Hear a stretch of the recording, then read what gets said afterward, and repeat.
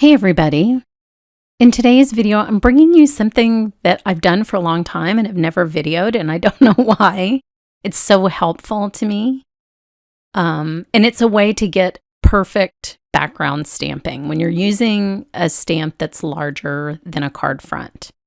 So I have a card front die here. This is one of the Hero Arts Infinity dies, and I've just used that die, which is the same size as a card front. For me, that's 5 1/4 by 4. And cut a template out of black cardstock. I've put a little bit of repositionable adhesive into the opening just to make sure that my card sticks down there. You don't really need to do this. It works fine without it. But this way, you can stamp onto just your card front without doing some kind of crazy gymnastics in the MISTI, because you can't really use it in the corner. You can't use your cardstock in the corner. So I've basically just created a new corner for myself, or 4 new corners for myself, in the center of my MISTI to use my larger background stamps with.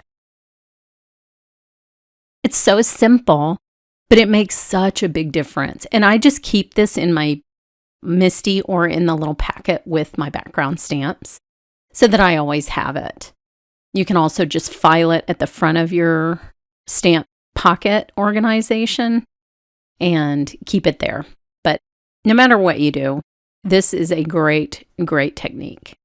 So I'm going to show you how you can just get perfect images over and over using this little template. I'm using Distress Oxide inks today, and I wanted to make a multicolored, kind of subtly different colored blue background of these gorgeous umbrellas.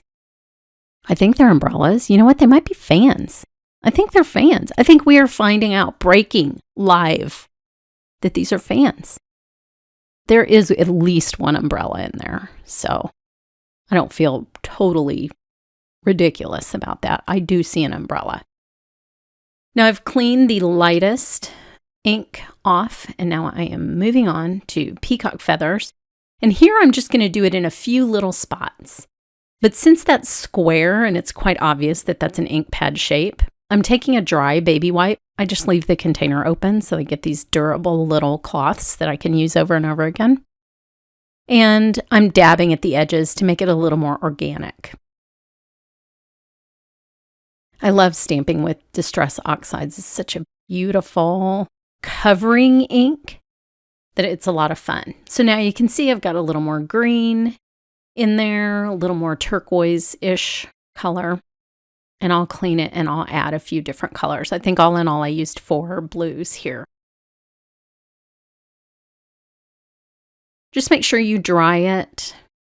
If you don't, with Distress Oxides, you'll get the oxidation that they're famous for, which you might want. But if you're using dye inks, or if you're just using regular white cardstock like I am here, and you're transferring that amount of water, you might get some bubbling on the surface of your cardstock. So I try to always dry it with my hand. My hand is lint-free, so I do that instead of a paper towel or a baby wipe. So now I'm adding Mermaid Lagoon, and I'm going to just add that in a few spots. And I'm trying to be mindful of some areas that maybe don't have as much coverage as others. As I sort of look across here, I can see some places that are paler. So I'm looking back and forth, trying to figure out where on the stamp those are. With this particular image, it's actually pretty easy to do because each one of these fans/umbrellas are pretty unique designs, and so it's easy for me to tell which is which. So you can see there are 2 that have those tiny flowers, and then there's one that has what looks like a larger daisy in the middle of it. And so those are pretty easy to pick out where I want that extra ink to be. Now it's starting to get filled in, which I love. And you'll see me peeking at it and trying to figure out where I'm going next. This is such a detailed image. I want to make sure that I get enough ink coverage that you can see all the little details of it. It's so pretty. This would be a gorgeous one to emboss and then do a watercolor emboss resist on, I think, because it is so very detailed that I think that those would just shine in an emboss resist. So somebody go do that. I want to see your card. So I'll clean up the straight lines It really doesn't matter that much in the end. It's just, I just don't want a harsh line. And then press that down. I like to do, my thumbs are stronger than my other fingers, so I like to kind of press with my thumbs. So now you can see the subtle color variations. I have some more green blues, I have some cooler blues, and it just looks really neat on that image. And you can see the oxide ink stays wet enough. If you wanted to emboss with it, you could. So head over to my blog for more info on this card and a giveaway. And thanks so much for watching.